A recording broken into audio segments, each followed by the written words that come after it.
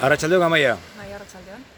Amaia Antxustegi, politikaria, zuzenbide ekonomikoan lizentziatua, eta, azkeneko urte honetan, Bizkaiko Foru Aldundian, landa garapenaren ardurak zure esku daude, ez?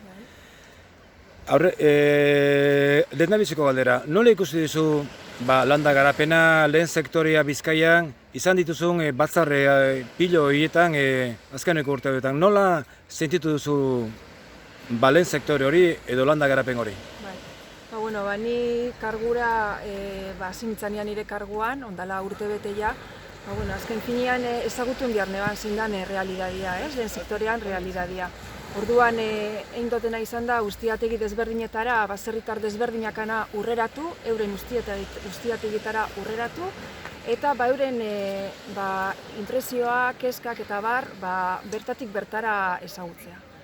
Zer topa dut? Topa dut jente oso implikaua, benetan bokazinoi daukona eta oso arduratuta bai lehen sektorea jasatzen dagoen egoeria gaitxik.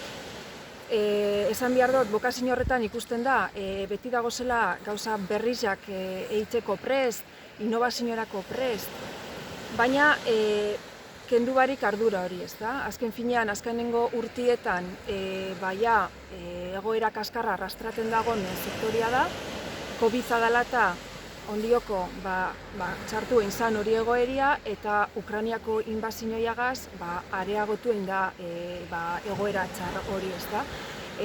Pentsuen prezioak dira zela, energizen prezioak orain da bela, eta hori lotu behar dotzagu, eurak produzitzen da bena, azkenean kostua ez da bela hori kubritzen, ez? Azkenean, prezio duin bat ez daukela euren produkzioan. Eta, klaro, horrek egoera larri batera erun dabe. Ustiategi askok egoera larri bat dauke. Orduan hor, Bizkaiko Foru Aldundiak entzute horretan zer egin dugu?